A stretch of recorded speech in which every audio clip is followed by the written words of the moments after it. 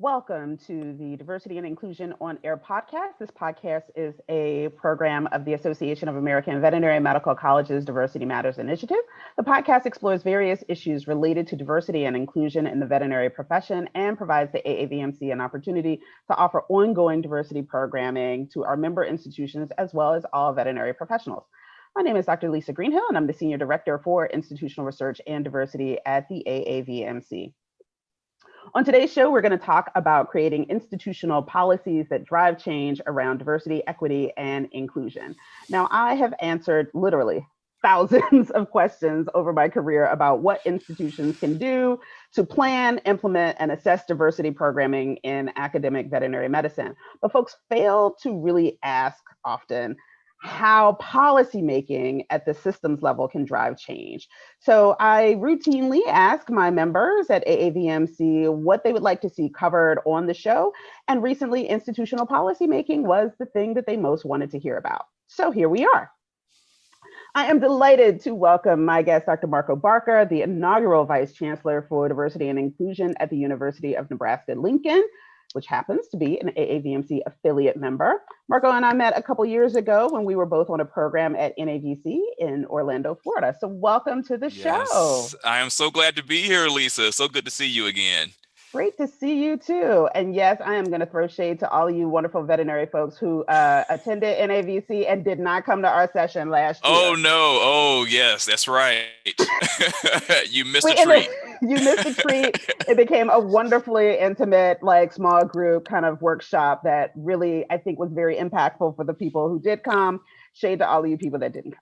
So you missed the treat. Anyway, so as is our custom on the show, I actually have my guests tell us a little bit about themselves and self-introduce. So Marco, the floor is yours.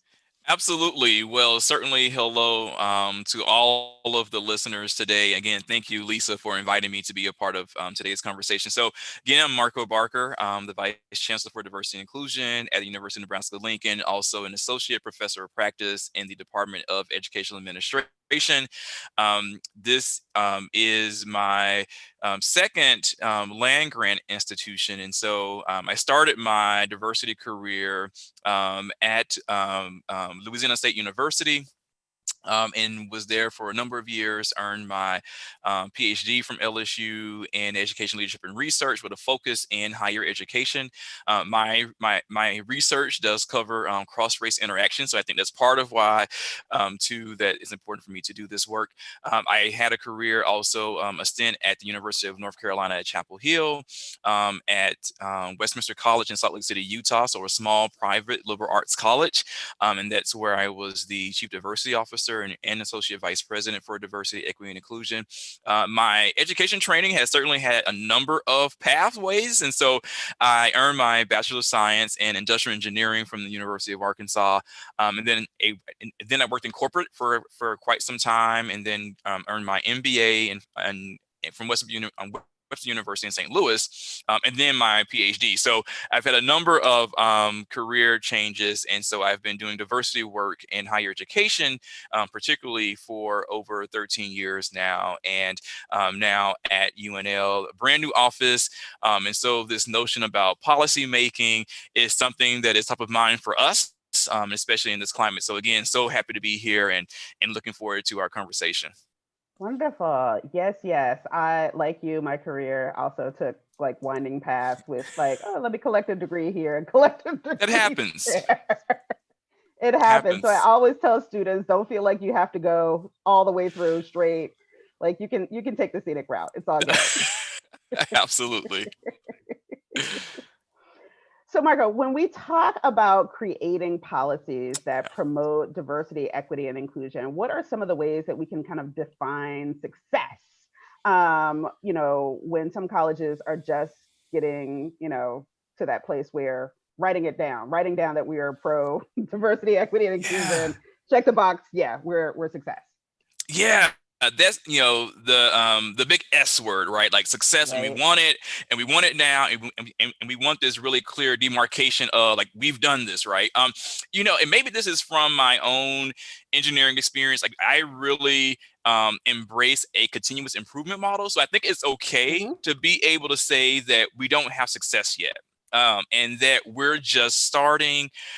This is an ongoing process. And so I think this sort of like reframing that you have to have the magic list, all the goals articulated, that we've been able to do this. And so especially if you're just starting, right? So there may be, there could be a number of colleges just starting. And so I think that, so for me, it's always first identifying that sometimes, yeah, you are just having the conversation, and being honest about that, and being careful, as I sort of like to exercise, of this sort of like early success, that we should just be a little cautious, and to be really be able to say that we are right now in the beginning stages, and that's where we are, and that's okay too, and being just clear about that. So I think for, definitely for colleges that have started down this pathway and being able to do that, I think identifying what success is, for you, right? So people are at different places. There are some people who have clear diversity statements and core values, and they've done that. There are others who maybe they've not. And so I think you have to be really sort of do the self-assessment and see where you're starting.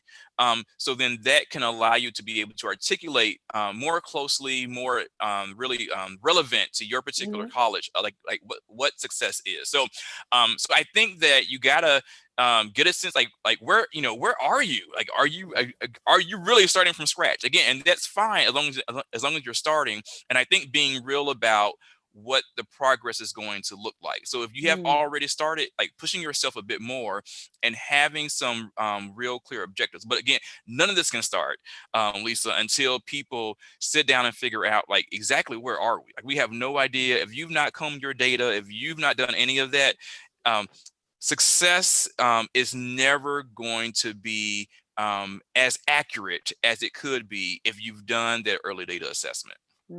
Yeah. Data. It is, and I'm a qualitative researcher. I mean, I while I'm an engineer, I'm also a qualitative researcher. So data can come I think in a variety of forms, but I think going into doing diversity and inclusion work, I think wanting to do it for the sake of the sort of social moral imperative is really important. I think it's so key and at the heart of this work.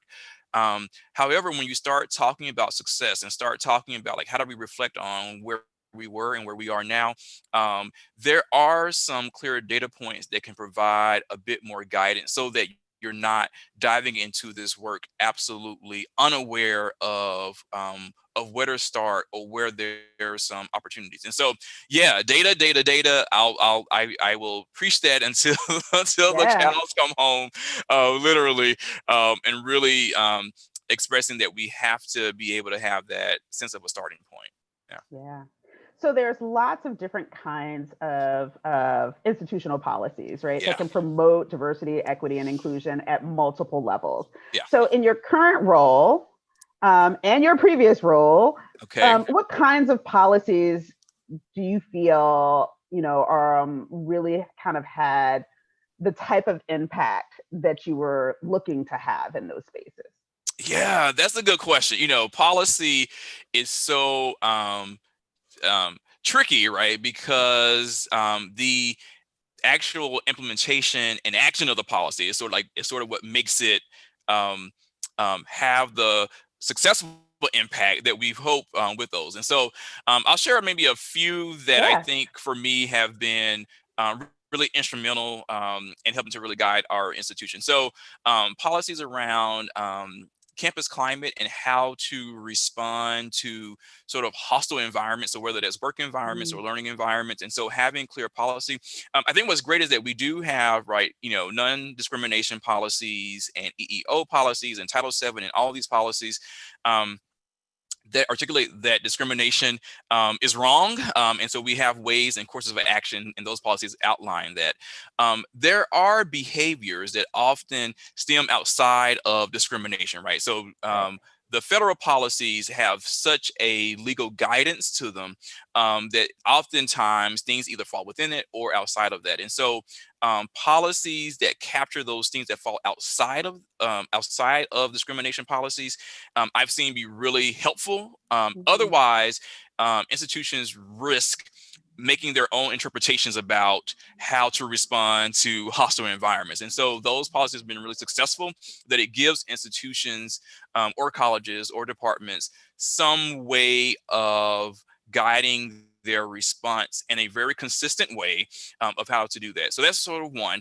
Another one I would say are trans policies. So policies around supporting trans employees, trans students is another one that has a gap in our federal policies, don't necessarily address both protections for trans individuals, but also what does it mean in terms of accommodations or making modifications in a way, whether that's our language or actual physical facilities, how people encounter a space, applications, right? So, I've been a part of campuses that have developed really strong trans policy. So again, it's helping to address gaps in our federal policies that don't quite get at what has been an emergence of identities that are entering our workplaces and our classrooms. And so trans policies has been another one that's been really successful.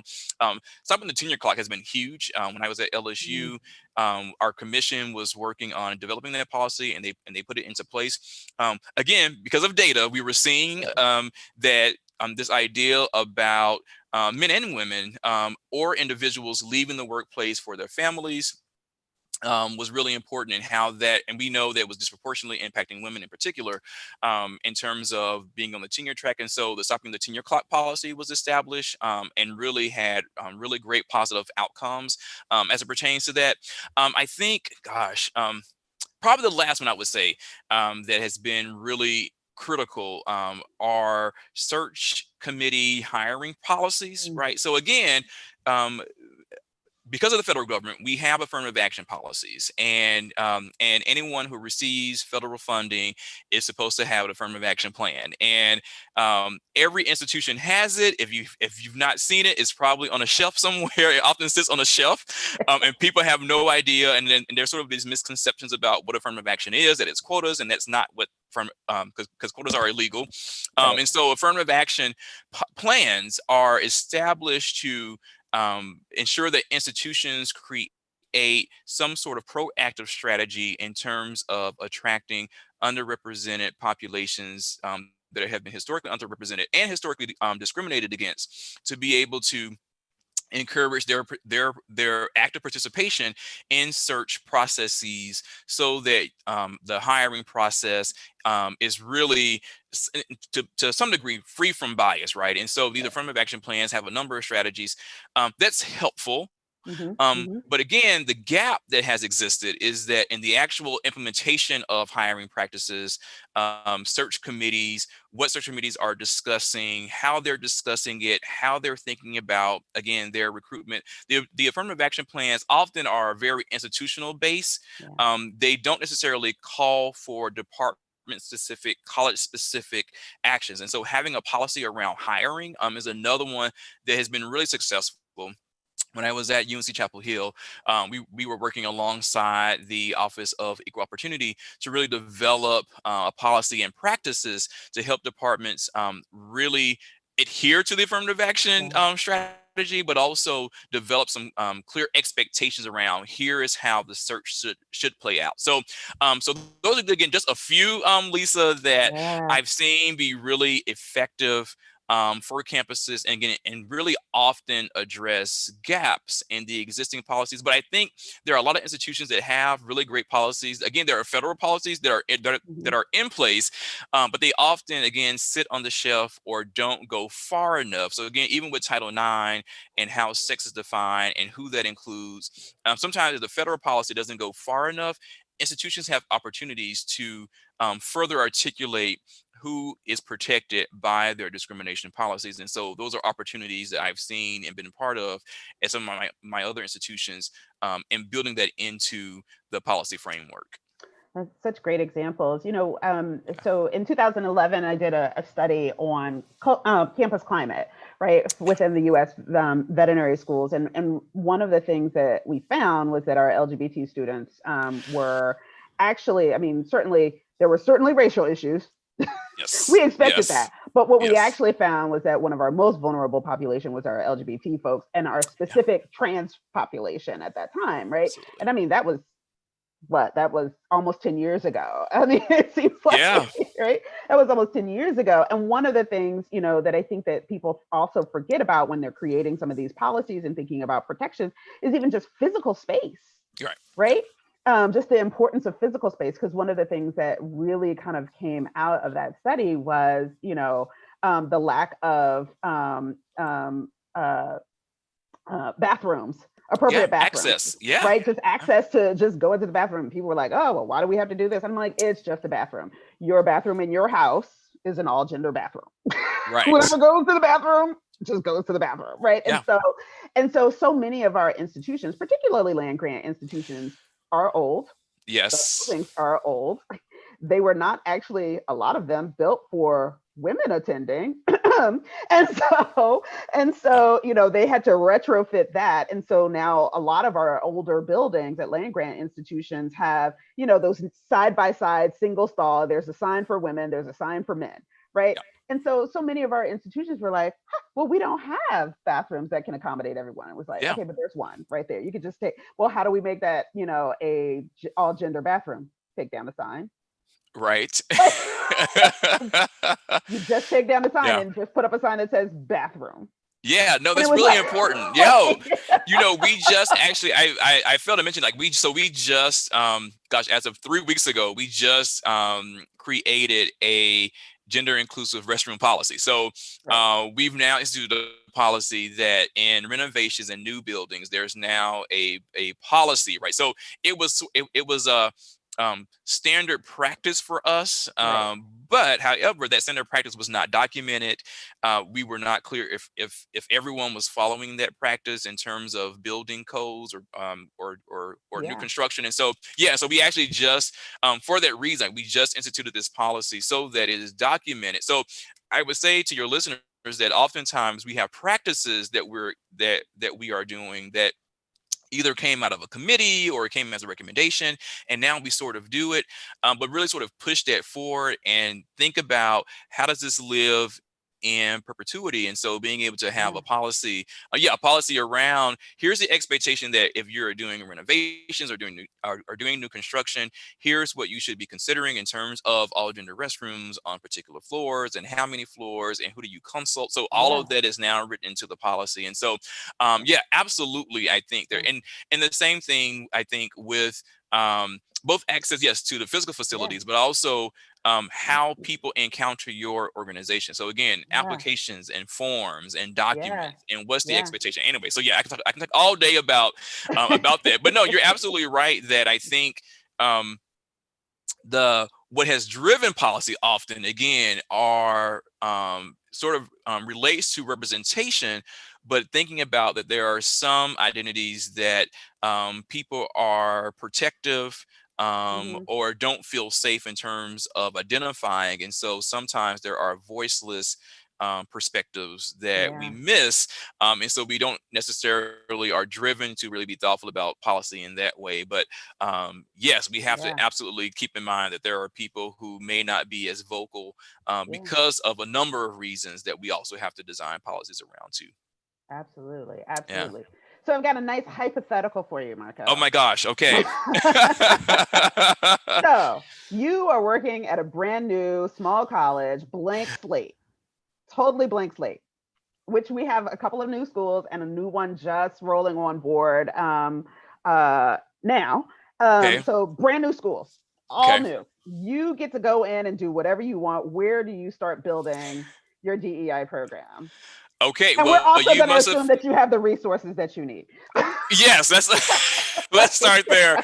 Making sure that when you are deciding to go into this work, that there is an investment that's being committed to be able to do that. So, I know that you are working with veterinary medical colleges and schools of a variety of Yeah, sizes. yeah, As someone who just left a small liberal arts college that was really starting brand new, I'll sort of relate some of these key issues. I think so. Absolutely, that there is a commitment of investment that happens that has to be established very early on, of what support for the office is going to look like.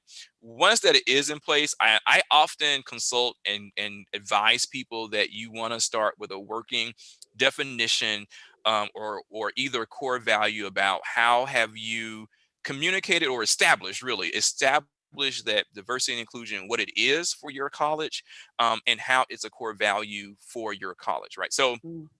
I meet a number of departments and colleges and schools who are like, okay, we are doing this diversity work. Okay, um, how how is that foundational to your department, to your Mm. college, right? And so some colleges start to do this work and don't root it to anything in terms of the core foundation. So I think that's probably one of the very first things that I encourage people. Another sort of first step is being able to build sort of capacity or structures to help do the work. So if there's any lesson that I will pass on, is that this work has to be done by more than one person. Like, this is Woo. not just one office, is not just Lisa Greenhill swooping in to advise you. Um, that you really want to have a cadre of people who are thinking about this and working through this, that are working in hand in tandem with, if you have a diversity person, I think that's great. I think having an official role can be really critical. So, right, I get the question oftentimes: do you need an associate dean or an assistant dean of diversity? Do you need a director of diversity? What I think having someone who is committed to driving this work is really critical, right? So I say driving, not solely leading, but Right. helping to drive and push this work is really important. That they are part of the leadership team. So again, so this structure Mm. piece Mm. really has to be right. Otherwise, Yeah. you can not make progress. So so having, again, I think having the role really ensures that you don't lose sight of it, right? So you have someone Mhm. constantly beating Mhm. the drum, saying this is important, this is important. But I think, again, in addition to that, so having some sort of structure, right? So whether it's, if you're a part of a college, maybe it's someone from each of the departments. Maybe it's a combination of department chairs and faculty and a student, right? And there's a committee, and so there are people who are thinking through this. But I think you have to um, be able to figure out how are you set up so that this work really does get communicated across the entire college, and that Mhm. is just so really important. I would say, probably in addition to that, having and establishing some sort of communication channel so that people know what's happening, um, when is it happening, how is it happening, and so you want some sort of communication channel. So I think that can be something that either it is created, right? So some colleges create special newsletters, but if there are already communication channels, whether it's a newsletter or a listserv, or it's the dean's messages, or um, ensuring that there is a spot, a space Mm. for diversity and inclusion, and that is happening, so that as there are changes that take place, people are just really informed. um, I will go back to data. That part of establishing these offices is thinking about, like, where are you getting information. So you should be finding out and taking time to see what the current, whether it's demographics, equity data, so retention, graduation rates, hiring rates, who's leaving. What data do you not have? Right, it's also Yeah. very telling. If there's been prior work around diversity and inclusion by individuals within your college, talking with those individuals, finding out what worked, what didn't work.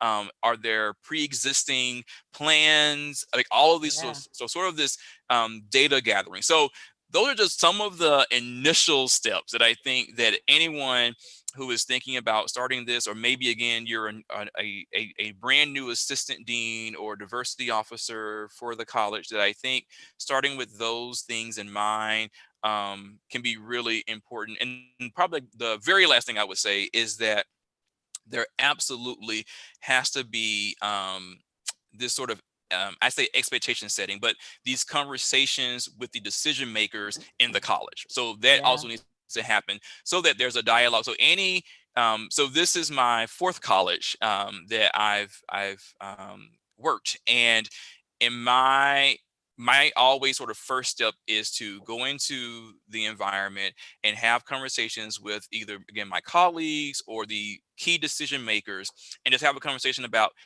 hey, here's how I think about diversity and inclusion. Here's how I'm framing it. So frameworks are important to provide to people. Like, here's how I'm Mm-hmm. framing it, and here is what my expectation is, and my vision is for our college, that we are all Yeah. collectively like working on this, and I'm hoping that you're a partner in this, right? And so having that dialogue to be able to hear that, yes, I'm on board, or I don't know anything, so I may need some help, right? So Yeah. having those conversations like up front allows you to then figure out what type of support is going to be needed and should be built in. So Yeah. that's just my lessons Good. learned over Yeah. time, that I've just found that trying to sort of swoop in and here's the plan doesn't always necessarily work, that you have to get some of these structural pieces Yeah. established first, so that as you start rolling out efforts or start having these conversations, you have some built-in mechanisms that really help you to propel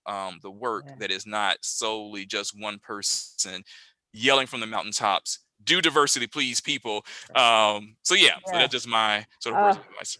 so many comments. So one, I just want to say we definitely have a lot of folks in organized veterinary medicine who also, view and listen to the show. Yeah. These lessons apply to you too. Don't think it's just like academic veterinary medicine. What Marco has said applies to organizations, any kind of Yes. organization. And two, I think it is so critical, especially in this moment that we're in right now, where so many colleges, organizations, companies, you name it, is just like, oh my goodness, like there's a crisis. We got to do something. What do we do? Just know that, certainly I know I've made a lot of referrals to diversity DEI consultants. I've been consulting. I'm sure you've been, everybody's Yeah. calling, right? Um, but we can't save you. Like, you Yeah. got to do this work. You do. Yeah. You got It to is. do this work. Yeah, there's no magic wand. If there was, I would be marketing it and would be a billionaire by now. If it was that easy, and even to those who are engaged in the work, I think even for us, right, like as diversity practitioners, like we are always doing our work, right? So, Right. because just the dynamics of identity and race and gender and intersectionality, like all these concepts are often evolving as people are thinking differently about them, and what that looks like in our campuses and our workplaces are changing all the time. And so we too are always like, okay, let me read up on what, how people are engaging now, or what Yes. some of the more contemporary approaches to this work may be. And so even if you had a diversity consultant 5 years ago come in and say, do these things, um, throw it That out the was five window, years right? ago. It's so That was 5 years 5 years ago. ago. It's so 5 years ago. And so we have to really be reflective about that. Yeah, part of this work is change and Yes. what that looks like. And so yes, you are absolutely right. Like you have to, like we have to, like you have to, we Right. have to like do this work and always be working on it. And that it's not easy, and it's not always right the first time you do it either, right? So I've been Right. really consulting people that you're going to try some things, and you may have to like follow up with people or rethink it or go back to the drawing board, or what you do or try may not work. You may not see results, right? So that's why, again, this data is really important. Like you may Mm-hmm. not see results, and so you have to change it to begin and really just ask. I think the sort of, I would say, bottom line key to thinking about, again, if you're again if you're a college that's just now trying to sort of do this work, is that being willing to be critical enough with yourself to say, okay, we've tried this, we've done some assessment, and we still don't have results. Um, Something you're doing is not working, right? And even as thorough and on the surface it appears fair and objective, like even as much as you're doing those activities, like those activities, that there is something embedded within them that is preventing you, right, from being able to make progress. And so I've started now asking and having senior leaders ask themselves, what is keeping us from making progress? Mm. Because if you are doing a practice that you feel like is working and you're not getting the results, something is keeping you from making progress, and it may be you, right? So I think it's also like recognizing like it could be you. It could be like you could be the person that is keeping progress from happening because either there's some perspective or some idea or some process that you're still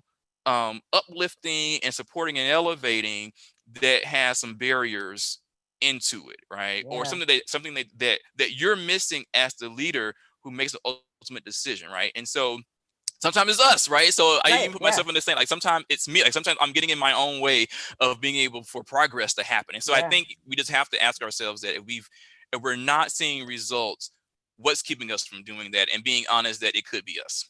Yes. Well, and I mean, I think that, the other piece that you're also suggesting is that when we talk about program development and implementation and all of that, you have to plan assessment right up front. Yeah, you do. One of my biggest kind of pet peeves, and people that know me well, is like, I hate the actual term best practice. I hate it. Yeah. I hate it. I hate it because typically best practice, often we go to these conferences and everything, and I'm like, okay, well, where's the lit review behind like this program that you created and how are you assessing it? And they're like, what? Yeah. And I'm like, so oftentimes best practices is stuff we do. Yeah. It's just stuff we do. It is. Right. And so oftentimes I tell people, I'm like, I don't look for best practice, I look for evidence-based practice, which means that there's an assessment model that is attached to this and that you implement it with the goal of assessing for whatever your defining success is. Right. And so, a lot of times folks they miss that assessment piece. And so they never get to the question of who is standing in the way of progress. It's you. You didn't assess. It's you. Yeah, it is. Yeah. And that is sort of the epitome, sort of the core of bias, like the core of bias is that it could be you. I mean, that's why we talk about it. That's why it's part of conversations. That's why there's this whole body of literature and research that's around bias, because oftentimes we are moving in ways that, again, we are getting in our own way because of a number of reasons, past experiences. This has always worked. This is what I know. This is sort of my rule of thumb. Like, it's like this rule of thumb. Often, is what's not allowing us to make progress. And I think we have to be able to do that. So both, I think, to your point, Lisa, about the assessment on the end, but also our own assessment of the process, right? So whether you are a service provider and a veterinary practitioner, a veterinarian, and you're like, okay, I'm not getting the customers that I'm hoping to embrace. Like, I support diversity. I want more diverse. Like, I want us to do this, and we're just not doing it. Then you really have to be able to say that, okay, there's something in the process by which we look for clients or customers that is being missed. And clearly I'm in my own way. And so that's why it's important that's why people have consultants, right? Like, to kind of help and come in and not get you to the end result immediately, but really part of a good diversity consultant is helping you think about what are the steps and processes that are really impeding your success, and to help you sort of question that, as opposed to, here is the big solution with a bow.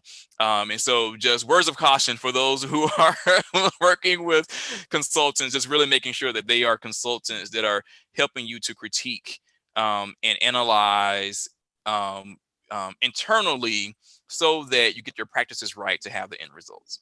Absolutely. Anyway, my soapbox. So I'll get off. I'll get off now. No, this show is all about soapboxing. This show is all about soapboxing. But I mean, I think that it's just so important, because I think that folks, certainly in this moment, there have been all of these, like, we need a diversity consultant. And I'm like, okay, well, what do you want them to do? And they, and recognizing what that skill set is, they're going to want your data. So they're going to want to see what you're working with. They're gonna ask some really hard questions because that's Yes. our job, right? It's not gonna be comfortable. It might not even be fun. No. But I mean, we're also, one of the things that people kind of don't necessarily tie to the work of diversity consultants or No. folks like in roles like this is that we're often the change agent that you're bringing in. Like our work is inherently about change, Right. right? And so, like, there's a whole body of knowledge just about change models, right? And Yeah. so, okay, so you got to the urgency part, got it. Yeah. There's some Yes. educational catch up that has to be done. There's some assessment that has to be done. Then, you get into that policy development and all of those kinds of things. And so it's not a quick and easy kind of, okay, we checked it. Great. Right. Move on to the next problem or project. And, especially here in the US, these issues specifically around race and gender, but certainly all forms of diversity predates the official organized founding of the US, because I say that because we have to acknowledge that there were people here before that who Right. were organized and doing their business, Yeah. minding their business. And so, then we popped up on the scene.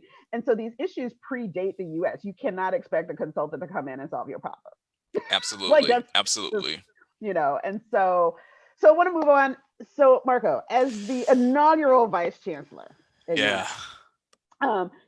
what is main campus's role in supporting college level efforts in policy development and implementation? Because oftentimes, folks come to me and I'm like, have you talked to your version of Yeah. Dr. Marco Barker at your institution?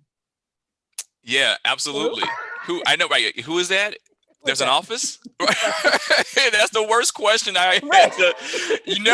I never want to be in a meeting and someone's like, "Oh, there's a diversity office at the institution." Like that's just the worst thing any person who is in these roles, whether it's a new office or if you're an existing one, that's a little scary. But that is like the words of death. Like we just never want to hear that no one knows that an office exists, but it happens. It Yes, happens. it does. Yeah. Yeah, so what's our role? Certainly we have many or some, I would say, veterinary, I think medical colleges or schools are part of land grant institutions. Many are connected to the ag work. Certainly, we have ag extension that is physically in a different part of the city, right? And so we really are a main campus, and so we have different campuses. I think whether you are physically located in proximity to the diversity office, or if you are sort of remote, or also have sort of extension places that I think there are a number of of responsibilities that main campus or central diversity offices, I'll kind of frame it that way, that central diversity offices have. Again, this is also very it varies across institutional type, right, in size, and there are some offices that have more resources. So I want to go back to that I think being mindful that the investment is really important and what that looks like. Some general sort of ways that I've positioned our office and certainly how we support. I think one, and being able to provide a sense of framework and education to help build your capacity, right? So I sort of hold, again, so this is just Marco Barker, and I suspect that my other diversity officer or senior diversity officer colleagues may think differently, but I think there's a real responsibility that I feel a responsibility that it's important that there's a sense of education and framing that should be coming from your central institutional office, right? So as a college, you should not sort of be looking around thinking, what is the institution's commitment to diversity and inclusion? I mean, if you are asking those questions and there's not clear evidence of that, you may be in trouble, right? So there may be some need to sort of do that. And so I think central offices should be framing and and providing some sort of education, right? So for example, when I arrived at the institution, part of my role was created was because there was no sort of central messaging, central support as it pertains to diversity and inclusion. And so one of the first things that I did is that we formed a council so that there were individuals from all the respective colleges and administrative units. And every member of that council, I made sure had 2 texts. So they got books and they got articles from me to really help give them some information and knowledge so that they can begin to do this work on their own and not feel like they were going into it unaware or not going or going into this work not supported. So I think this sort of sense of support for different colleges. I mean, I think for different institutions it could look different, right? So if there may be some institutions that provide conferences for employees, and that's a way to sort of help build capacity. But I think this idea around building capacity really should be coming from a central office. I think also being able to guide and consult a college through their own process. So I'm very clear with my colleagues here. You know, like I don't hold hands, right? And so it's like you're doing diversity work, like you have to do your own work. And however, I'm going to make sure that you have the information, the education, to also guide you along the way. So again, I'm not I'm not coming to your college. I'm not sitting down and going through a strategic planning process with you. I just don't have the capacity, right, to do that, and neither do my colleagues. However, the central office should be available that as you face hiccups or as you are reaching milestones, to be able to consult with you to say, okay, like this looks really solid, like this looks really good. And so because part of what we're able to see from a central sort of central office is to be able to see how this is playing out in different ways, and so we can offer feedback of what that looks like.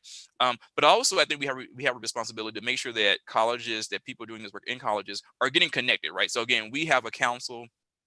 We also create opportunities for cross dialogue so that individuals working on strategic plans are talking to each other. And so we facilitate that so that you don't have to be like, well, is there another college doing this work? Like, where are they? You know, and sort of do guesswork. That we have a sense of who's doing this work to be able to say, you know what, you should really talk with the College of Business because they actually had a similar situation, while not exactly like yours, that may be similar, right? Or there may be some aspects of their work that's really important.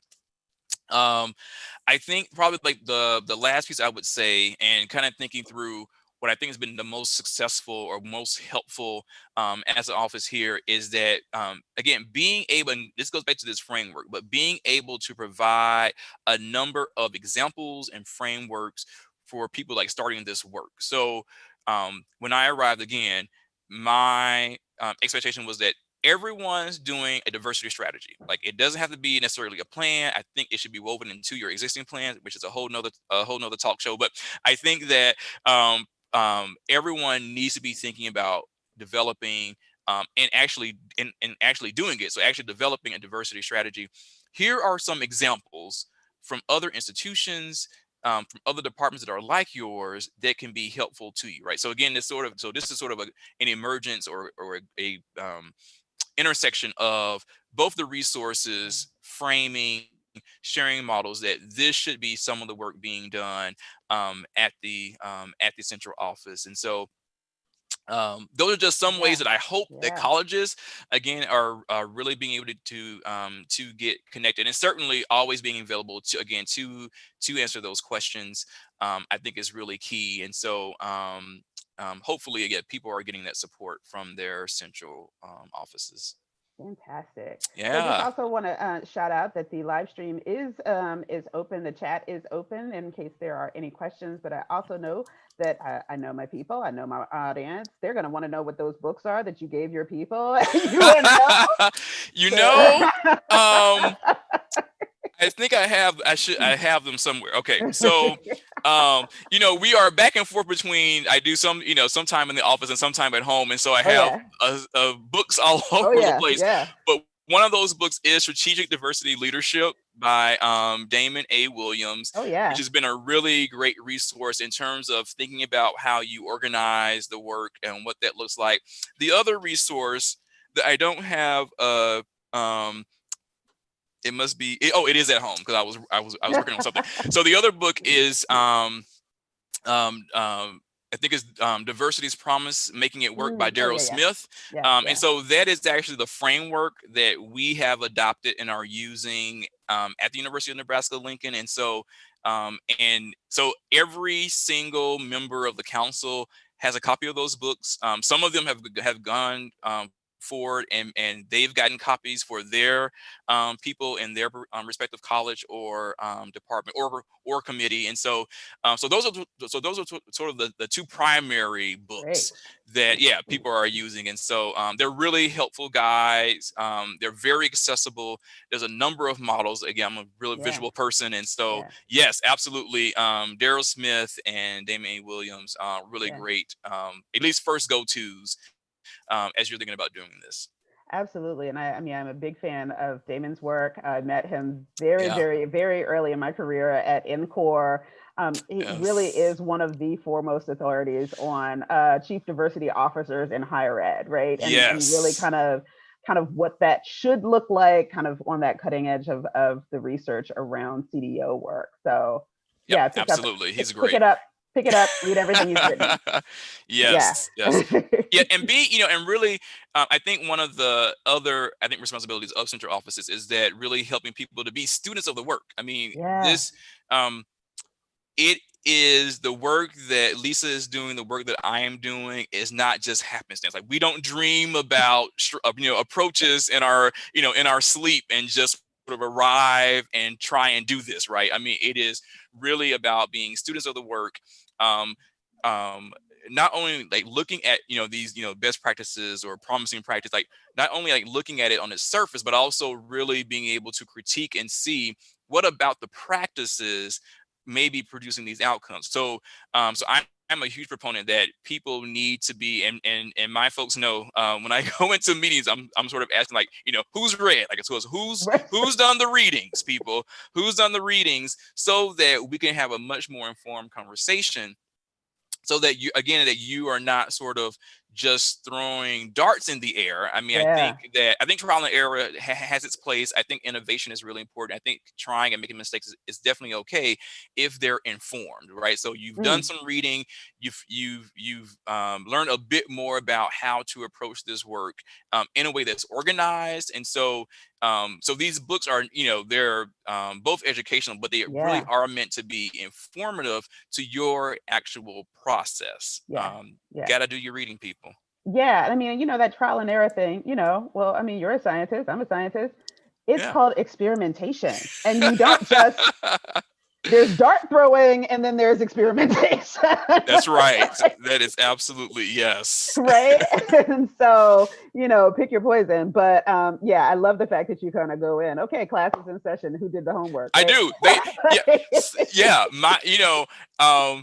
People, they appreciate our meetings, but they know, like, oh my goodness, and so we have some council members who actually bring their books to our meeting because I may reference it, and so they've been really great students in that regard. But yeah, I am. But no, you're absolutely right, Lisa. That as we think about as scientists, as people. So again, whether you are in a college setting in terms of academia, or you've gone through your Yeah. program, that what you were taught was about discovery, Yeah. and again, and experimentation, and what that looks like, and being a scientist. And so diversity work is really no different. I mean, it is the same level of understanding the problem, the issue, studying the issue, looking at different hypotheses, thinking Yeah. about what are the different treatments or applications,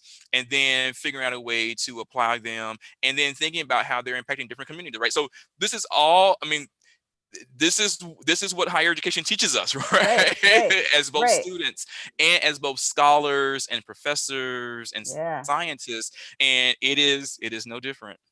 It is no different. And I think that that's something that people kind of gloss over because it is heart and head work, but they forget the head Yes. part, right? And they forget the head part. They I focus kind love of on that. that heart part, the morality, the feel good, it's the right thing to do, all of those kinds of things. But one of the things that I have known for in my rantings is please know that this is scholarly work. Yes. And it's interdisciplinary scholarly work. And so, Yep. the types of readings that diversity folks do is just, it's across the board. We read a lot. It is.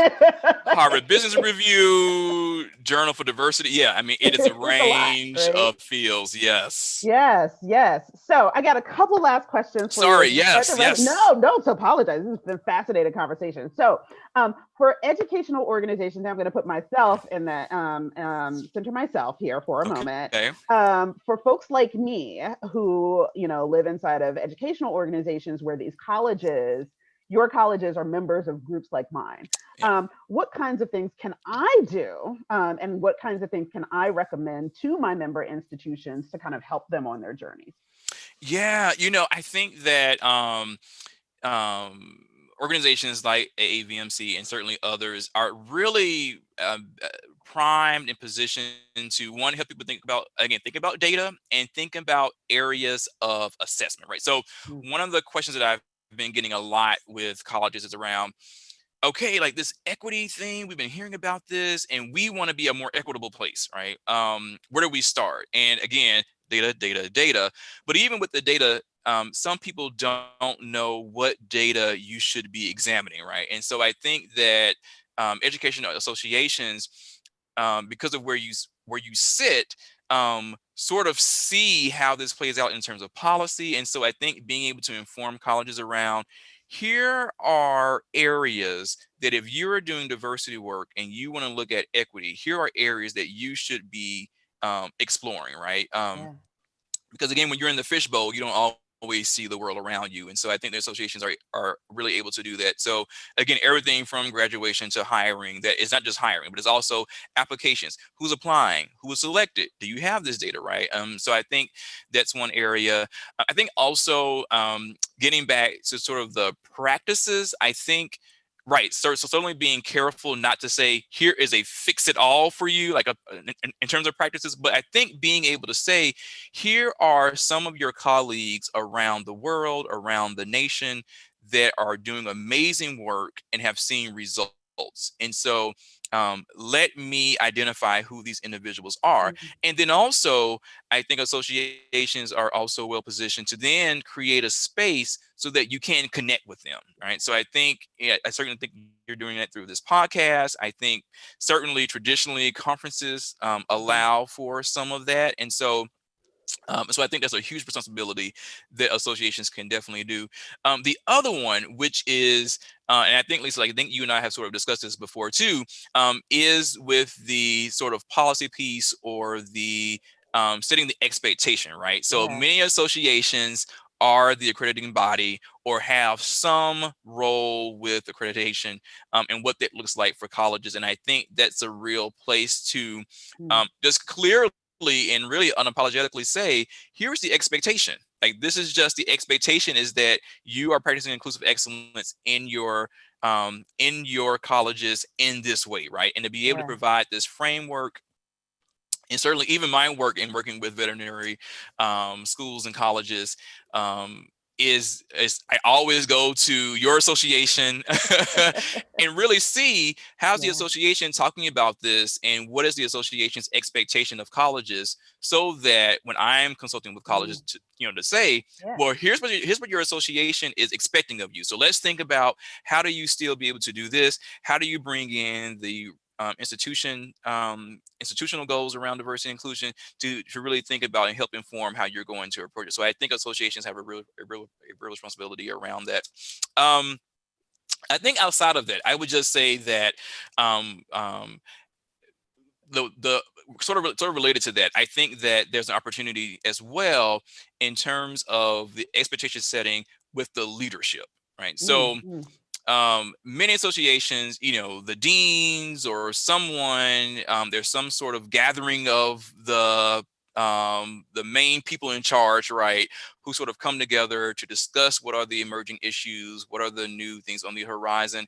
And I think that sometimes, right, that there is an opportunity missed with getting leaders up to speed. And so that work ends up falling Mm, on the diversity professional within the college, right? Just to try and do that. Or there again, there are some deans who do both have the heart and head in this. yes.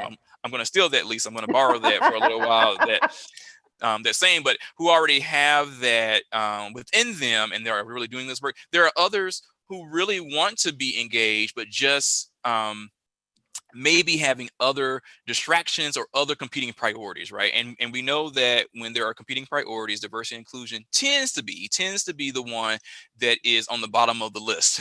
And so I think that associations can really help reframe for leaders that diversity and inclusion or inclusive excellence is a leading priority. And so again, just looking across the different types of association, that I think sometimes that is an area not always emphasized. And so I think that there is ways that that can be made a priority.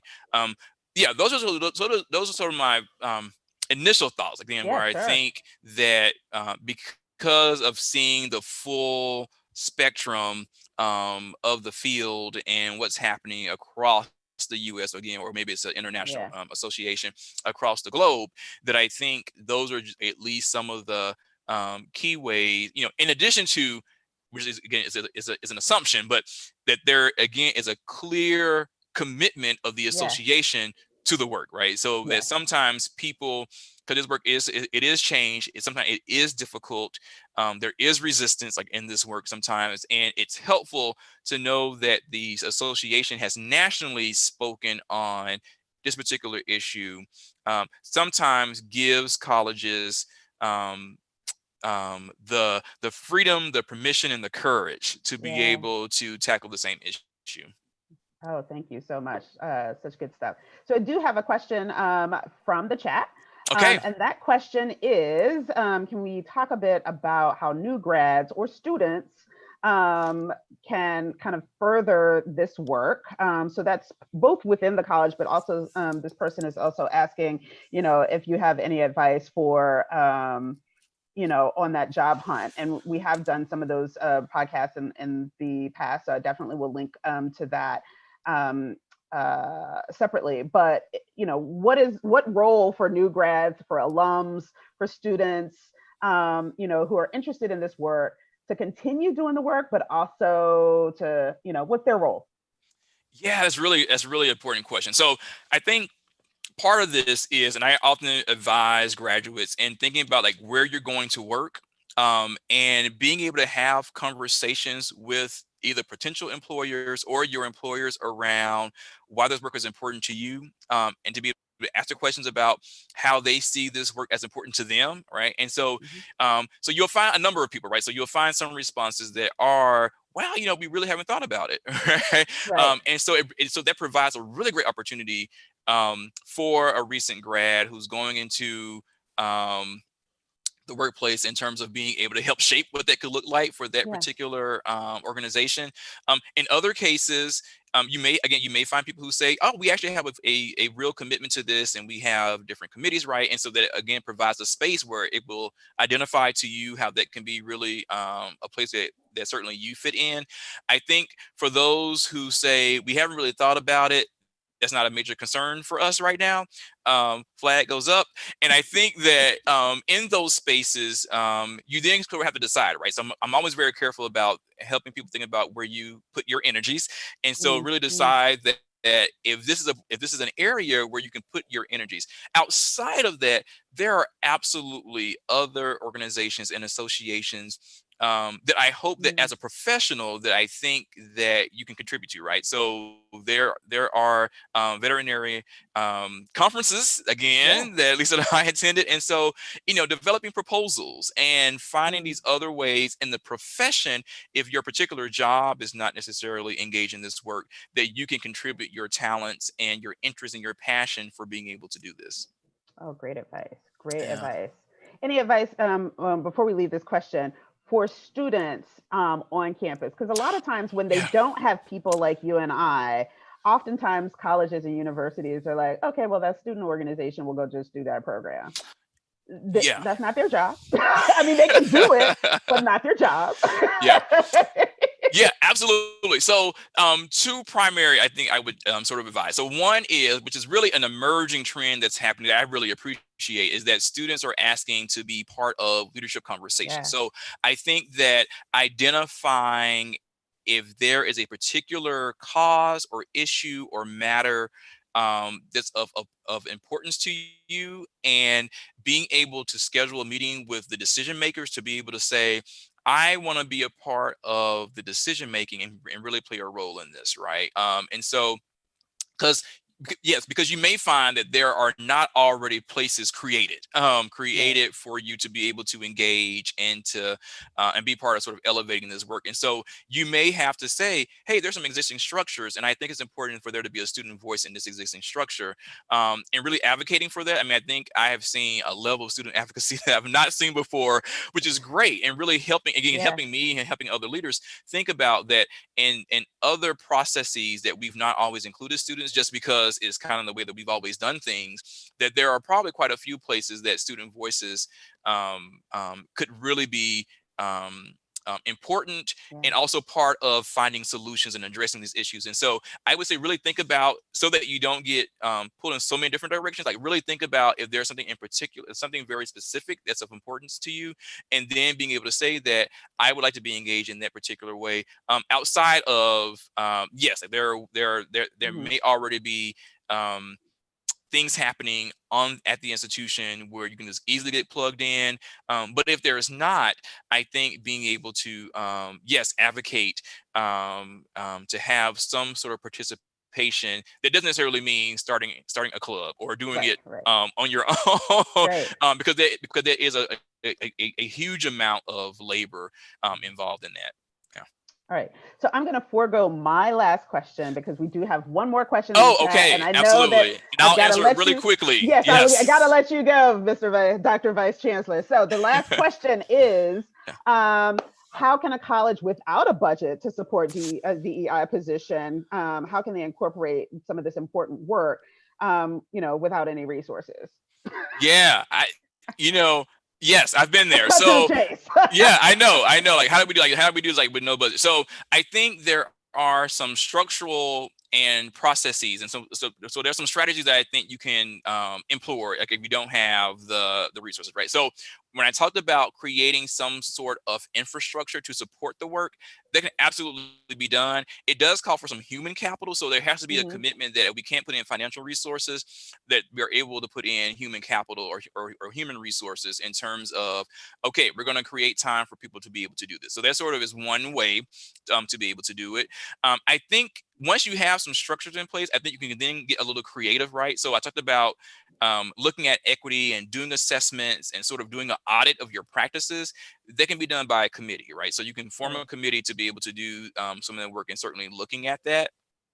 I think another area, if you, again, not having the budget, is to be able to create some localized discussions and conversations, right? So again, so you may not have the budget to bring in people, but nothing circumvents you from being able to use resident experts, whether it's in your college or even outside of the college, right? So there may be faculty or administrators in other parts of the institution that have expertise in this, that can really help guide and get your college thinking about this work. So so there absolutely, I think, are some approaches that can be taken that begins to at least move the needle a bit in terms of your college. If you don't have the resources, I completely recognize that's a real reality for people. It is.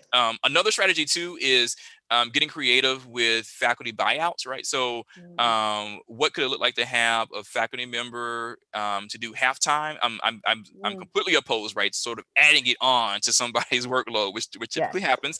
But really saying, okay, we have the internal capacity to buy out a halftime person, either faculty or staff, a halftime person, to help us at least do these 3 areas of diversity and inclusion work. And Yeah. so that's where we want to start. So I think there Awesome. are some shifting of resources, whether financial or human capital, that I think could allow you to make some progress. All right. Wonderful. Thank Yeah. you so much for indulging that last question. Again, thank you so much, Margot, for No, this was joining me in this great. discussion. It's such a really good, rich conversation. So thank you so much for taking this hour with me. So this has been another episode of AVMC's Diversity and Inclusion on Air. Again, Dr. Margot Barker at University of Nebraska-Lincoln. Thank you so much for being on the show. Be Thank sure you. to subscribe to the show on your favorite podcast app. Also like us on Facebook. And of course, we have AAVMC's Diversity Community Reads. We are currently reading Jay Dolmage's Academic Ableism and doing online conversations. Really just such an amazing book. So be sure to find us on Facebook and sign up for that program as well. Thanks for listening, and we will see you next time. Thank you.